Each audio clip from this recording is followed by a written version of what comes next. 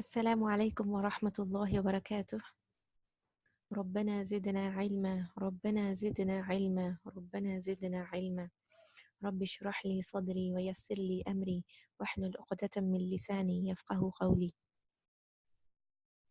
بسم الله الرحمن الرحيم. We are doing lessons for Tajweed, theory lessons. We have completed book 1. This is part 2, volume 2. This book is in 3 volumes. The name of the book is Ahkam Tajweed al-Quran. Al-Juz al-Thani means the second part. This book is by Al-Ustadha Karima Carol Serapinski, by Karima Serapinski. Part 2, which is volume 2, we had already started. We completed until lesson number 2, I think. Just a second. This is the total chapters. We did Sifat. That's where we ended. If you have any questions on Sifat or you want to practice anything, just drop me messages on the group and I will send you audio for certain ayat for practice of this, because sifat is very important when you're reciting. More than the rules are actually very easy. Rules are not that much difficult, but what is difficult, because this Arabic is a language of the Arabs and what we are used to is our accent. So to come to reciting Arabic, you need to know what is makhraj and sifat. There are 3 parts to tajweed, what we saw. One is makhraj, one is sifat, and one is the rules. So the rules portion is very easy, but practicing the makhraj and the sifat, not knowing by theory, but its application in the sense when we are reciting, to do it properly, your recitation automatically will come out beautiful and proper. So you need to focus on these 2 things very much. So in sifat, forget the terms. If you don't know these terms and how many are there and how it is there, it's fine. But each alphabet, you should know the way of pronouncing with its fatha, kasra, dhamma, with its haraka and with the sukoon. Because when it comes to sukoon, there are certain additional things which is called out of these few sifat that apply to it. So you need to know this very well. So if you have any doubts or you need to practice anything on those, just leave a message on the group and I will send you short audios. Now coming to chapter number 3, which is At-Tafqim wa Tarqiq. This is what we are going to do in today's lesson. Inshallah, we'll try to finish it. It's a small topic. And this is chapter 4, 5, 6, and that's where the book ends. So inshallah, we'll finish this book soon, and volume 3 is what we are going to begin after we complete this. If anyone of you wants to continue volume 3, sorry, I've already made the group. I'll share the link. I'll try. Most likely we have around how many pages now? That's from chapter 3, right? From here we need to do from page number 19 until page 69. So most likely by the end of the month or before that, we'll be finishing this book. Inshallah, I'll try to complete it as soon as possible. Okay, so let's begin. Bismillah. Chapter 3 is on page 19. Whenever I refer to this book now, I'm not going to refer to the PDF page numbers, because the textbook page numbers may be slightly different. I'm sorry, maybe your screen must be scrolling a lot. Just let me see if I can go from here. That's more quicker. Okay. So the page numbers is what you can see this at the bottom of the book. The page number 9 is written. So I'm going to refer to these page numbers whenever I refer. So that's a few pages ahead for page 19. That's 13 is 25. So let's go here. Okay. So this is our topic. At-Tafqim wa Tarqiq. Valorization and attenuation. You can forget these terms. It's fine. I'm going to explain to you in different Arab English terms. So inshallah.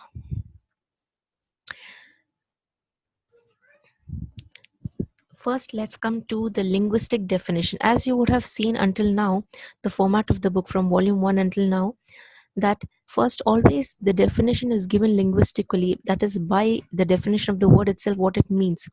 But the next is its applied definition. That is, when we in Tajweed, when we want to refer to these terms, what do they mean in Tajweed?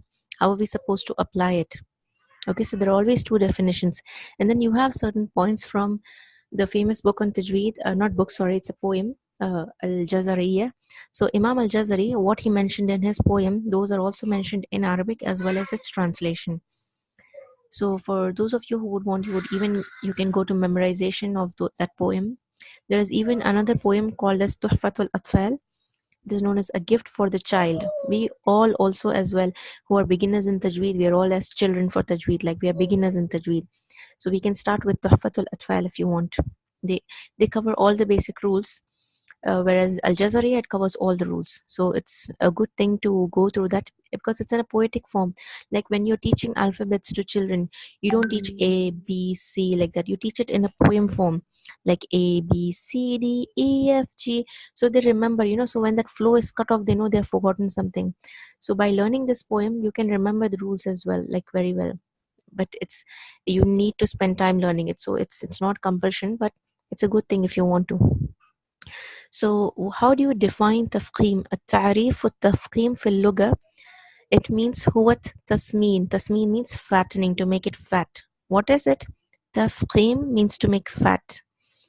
Now what is التعريف في الاصطلاح, which is the applied definition?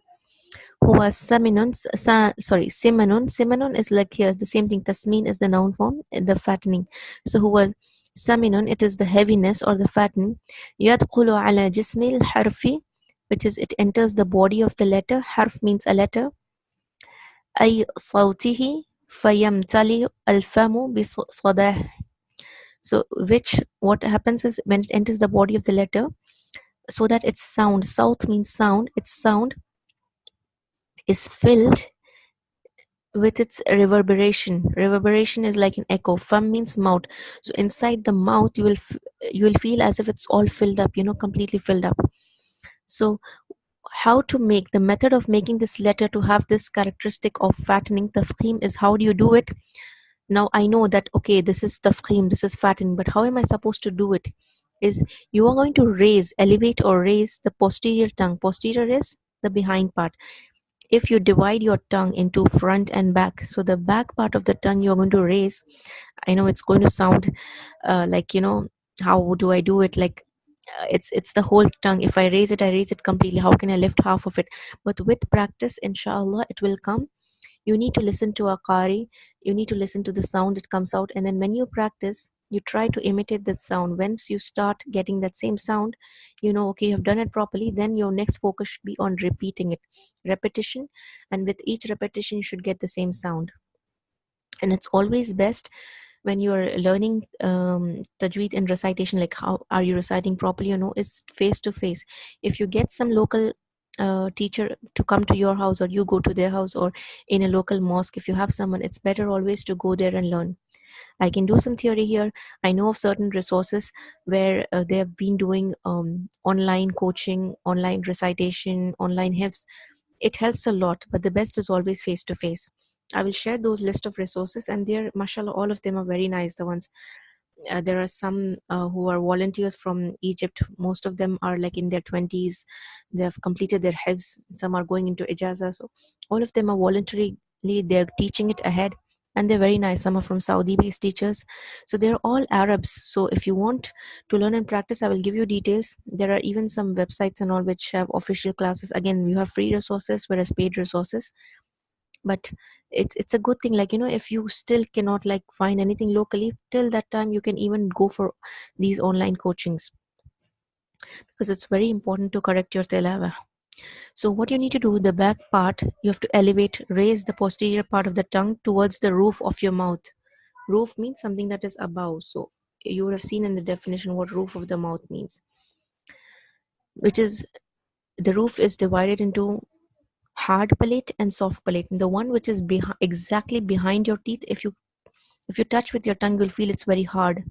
If you keep moving your tongue backwards, the tip of your tongue just touch up and go backwards, you will feel behind the roof of your mouth behind is little soft. So it's divided into hard palate and soft palate. There would have been pictures before in the textbook. If still you want something, there are some videos and photos available. I'll send you those pics if required. Otherwise, I'm not going to send because we have already done it. But if any one of you have missed out on it, or if still want to know more, I will share pics for this.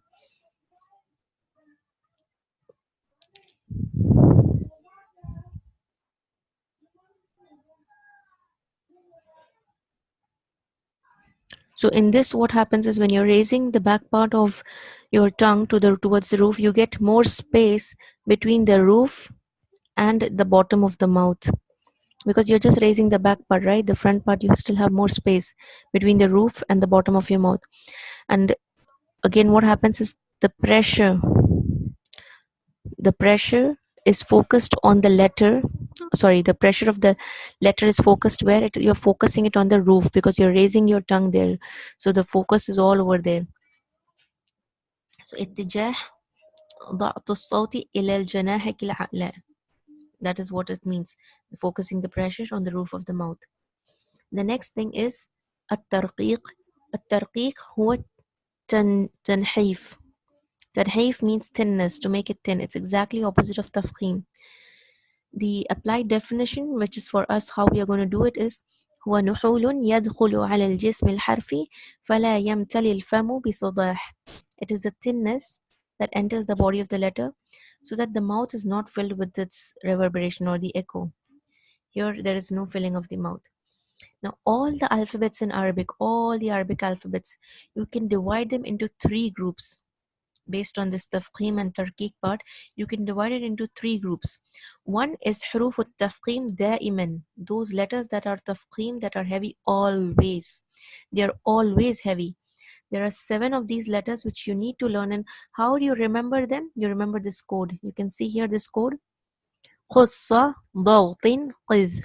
That's how you will remember. This is the code which is there in the poem of Imam al-Jazari al-Jazariyah. So khussa ضغط qiz. This is how many letters? Kha, Sad, Dad, Ghain, Ta, Qaf, and Dha. That's 7 alphabets. These are also called as huruf tafqim, the tafqim letters. The second category is letters that are tafqim sometimes and tarqiq other times. Huruf tafqim tara wa taraqqaq tarat al-ukhra. Sometimes tafqim, sometimes tarqiq. Who are those? Those are the lengthened alif. Lengthened alif means the maddiya alif, alif maddiya. How is it heavy and light? When it comes with a heavy letter, it's heavy. When it comes with a light letter, it's light. Okay, which are the heavy letters? Always heavy. Khussa, ضغط, qiz, the one above. The second, which is sometimes tafkhim, sometimes tarqiq, one we said is maddul alif. Second is al-lam min lafzul jalalah. So the lam in the name of Allah subhanahu wa ta'ala. If we see if you get a kasra before lafzul jalala, bismillahi, you have bismi, you have a kasra before lafzul jalala, so it will be light. Bismillahi. Whereas if you have a fatha or a dhamma, lafzul jalala will be heavy. The lam in that middle, this lam in the middle, this will be heavy. Like Qul huwallahu. You said Bismillahi, but you don't say huwallahu. You'll say huwallahu ahad. Qul huwallahu ahad. Then the third alphabet is Ra. Now for Ra, when it is heavy, when it is light, there are many different rules.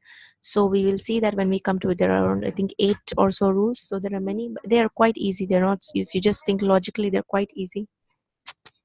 Just give me a minute.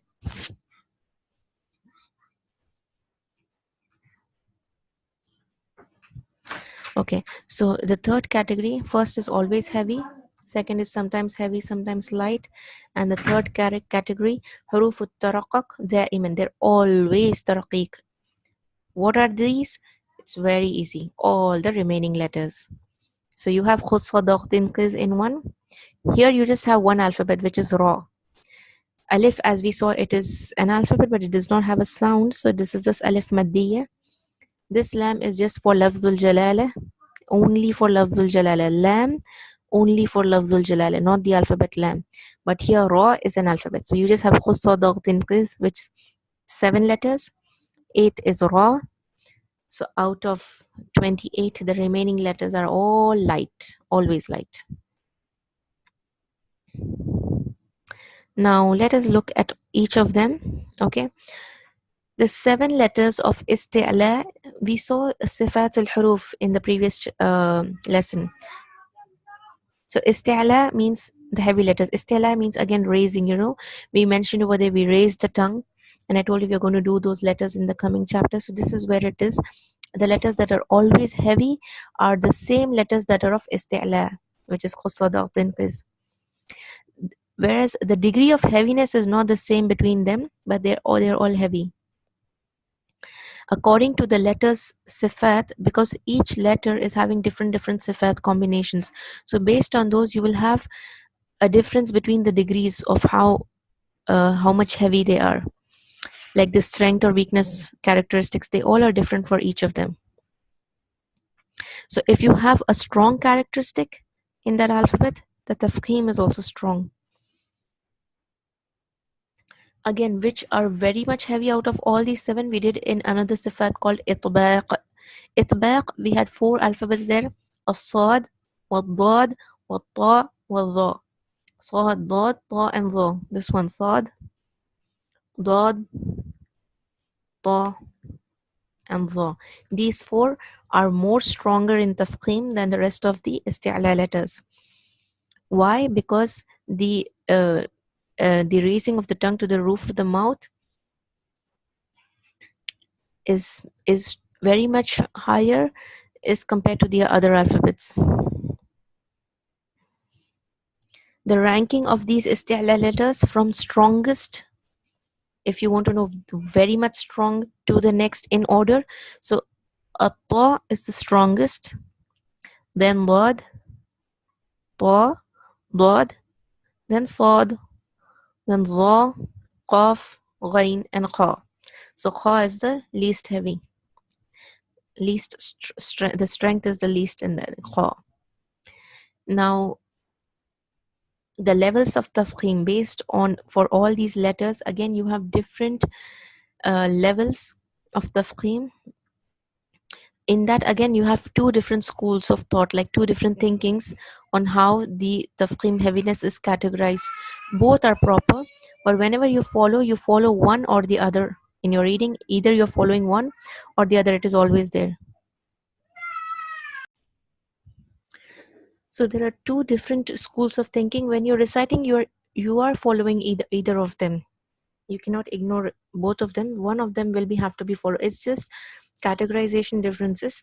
So let us see both the schools of thought. Both are correct, remember that. One school of thought says that there are three levels of tafkhim, three kinds of levels in heaviness, in the how much heavy it is. There are three levels.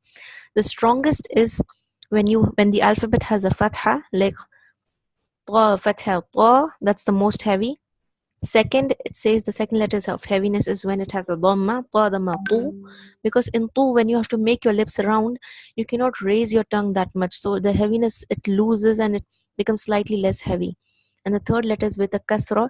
Again, kasra with making your circle round, which is, sorry, your lips round, making a circle. When you see a tu, at least little you can raise, but for a kasra you have to keep your lips flat, so you lose that heaviness even more. So that's the three different levels of heaviness. And sakin tafkhim, that is if a letter has sukoon, like akh, that follows the level of tafkhim of the vowel on the letter before it. Okay, so how do you decide that if a letter has sukoon? I told you, if it has fatha, is first level of heaviness. If it has dhamma, second level of heaviness. If it has a kasra, third level of heaviness. What if it has a sukoon? Then you put it on the level of tafkhim of the previous vowel. If it is the previous one is dhamma, like ba, dhamma, and kha, sukoon, bukh. So now, since the previous letter is dhamma, you will put it in the second level of heaviness. So it means that if the tafkhim letter is sakin, the letter of before it will decide the level of tafkhim. Sheikh Muhammad al-Mutawali, he described these levels in the following lines. Here again a short poem is given, that then the heavy ones come with three levels, and they are the one with a fatha, then dhamma, then the kasra, and the sakin follows what preceded it. So what came before it in a vowel, then assume for it as the harakah of that vowel. The second school of thought says that level of tafkhim, no, they are not three, they are five. So how do you decide on these? How do you come to these five categories? Let's look at those also. You can, take a paper and you can put your hand and draw out your hand with pen. Just trace it out, your full finger, the whole hand, and starting from your thumb going towards the smallest finger, you can write down these levels on those fingers and learn it that way. The highest level of tafkhim, which you'll write on your thumb finger, is a long fatha followed by a long alif. Not only fatha, but fatha with an alif, which is qala, qala. So qaf is a heavy letter. Khussa daghatin qiz, qiz. See qaf. So qaf is a heavy letter. Here, maybe you may not be able to see the dot clearly, but it's qaf. So fatha plus alif and alif maddiya is the most heavy, the first level of heaviness. Second level of heaviness is just a fatha, like sadaqa wa sadaqa. Sad is also heavy, qaf is also heavy, both with a single fatha, second level of heaviness. The third level is where you have a dhamma, like qutila. Now here again qaf, the print is gone, but it's qaf the maqu, qutila. So qu is coming here on the third level. Fourth level is when it has a sukoon, like here the alphabet is not there, but let's take a word which has sukoon alphabet, like iqtarab, iqtaraba. So qaf sukoon iqtaraba. Then the last level, which is the fifth level, is when it has a kasra. Like here, this is sad, siratan, siratan. Okay, now this school differs from the previous level in a few ways, like how the first one in the previous school was fatha, whereas here in this you have fatha is divided into, you have two categories, which is the first level, which is fatha with maddiya, and then the second with only fatha. The other thing is, this also differs how that in previous school, sukoon, if the letter had a sukoon, it combined with the category of the previous alphabet, whichever. But here with sukoon is a separate category, which we saw here. First one was fatha alif qala, second sadaqa, only fatha, third one dhamma qutila, and fourth one is sukoon. So sukoon is a separate category itself here, which is at the fourth level, and the fifth is a kasra. In the previous one, the previous alphabet you had to see, and that affected the level of heaviness, whereas here your level of heaviness does not depend on the previous letter. Okay, and then you have, so that's it. Again here, Sheikh al-Mutawwal, he described the 5 levels of tafkhim in these lines, the same scholar. And it is said, no, they are the ranks, the fatha followed by an alif, and after it a fatha without an alif, the one with a dhamma, then the sakin, the one with the kasra. So that is 5. It's mentioned, came to you. And if it is in the lowest level, it has tafkhim cut off from the istifal, which is lowering of the tongue. So it cannot be said that it has tarqiq, like its opposite. That is the truth.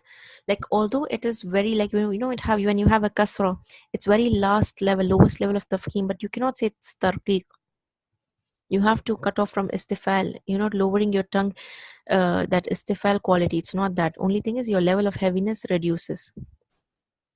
Then the next is letters that are lengthened sometimes, them and lightened sometimes, and sometimes heavy. One is the alif. Alif, actually you don't recite it, right? You only have alif as a maddiya. So you don't say it's a tafkhim letter or tarqiq letter, because it does not have a sound. But you have to see the letter preceding it to decide how it is in recitation, whether light or heavy. If you have a tafkhim letter before it, like tafkhim means heavy, like here qala zalimatun. So you see this alif, you're reciting heavy. Whereas the same alif, if I see here, al-lisani, so here this alif, lisani, whereas here, al-furqana, it's qa, qa, qa, qa.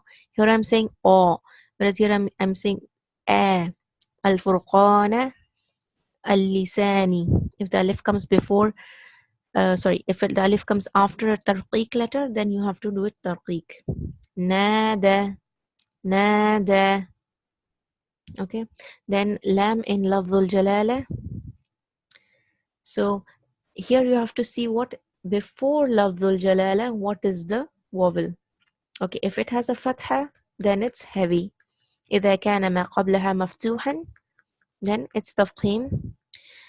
إذا كان ما قبلها مضموما, if it's a dhamma before it, then again it's تفخيم. But إذا كان ما قبلها ساكنا مظ...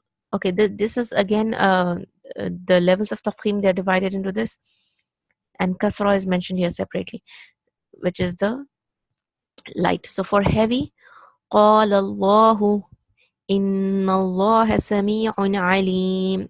So here it's heavy. وكلمة الله رسول الله.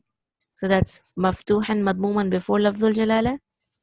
Third one is this, if what precedes lafzul jalala is sakin, okay, then what do you do?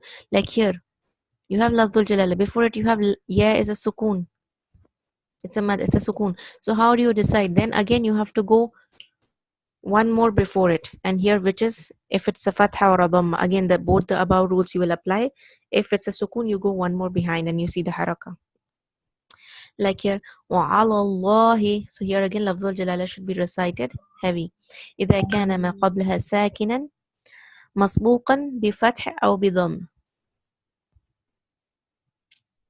Then when you say it is tarqiq, is when you have before it a kasra, or if not a kasra, a conditional or incidental kasra. What is that? I will tell you.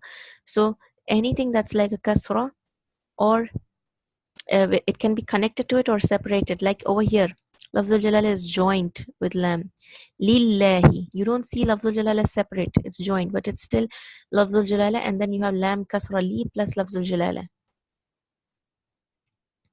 So lillahi, it's light here. Li amrillahi, again light here. Qulillahumma, again here it's joined, but you're going to recite it joining with qul. Qulillahumma balillahu. Here actually the letter is bal. Bal is the word, but after sukun you have again lam sukun. So two sukuns you cannot recite. So what happens is, for recitation purposes, for flow, a kasra is added here. So balillahu. But whereas actual the word is bal. So that is what is an incidental or conditional vowel. Then the next is, if you have a sukun before it, so then how do you decide? You go one back, and that if it has a kasra, then you will have lafzul jalala light, which is فَسَوْفَ يَأْتِي اللَّهُ غَيْرُ مُعْجِزِ اللَّهِ. So here again lafzul jalala will be light. Now here raw, I will stop at this part, and raw is what we will cover in the next class, because raw itself, if you see, you have 8 cases. So digest that much what we have done until now, then we will do the 8 cases for raw. Once you're done with 8 cases of raw, that's where your again you have tarqiq 4 cases, and after that tafkhim wa tarqiq is going to be finished. This is again all raw. Letters that are always light is small, so I'll just mention that here. Istifal letters, remember the opposite of isti'la is istifal. Isti'la is heavy letters, istifal are all light letters, they have tarqiq. All the letters are which of istifal except alif al-maddiya, lafz al-jalala, the lam min lafz al-jalala, and a ra, because ra goes into sometimes heavy, sometimes light. So the remaining all are light. So once what is left in this chapter is now ra, the tafkhim and the tarqiq of ra, and then this is the next lesson. So I will end it here. Wa alaikum assalam wa rahmatullahi wa barakatuh.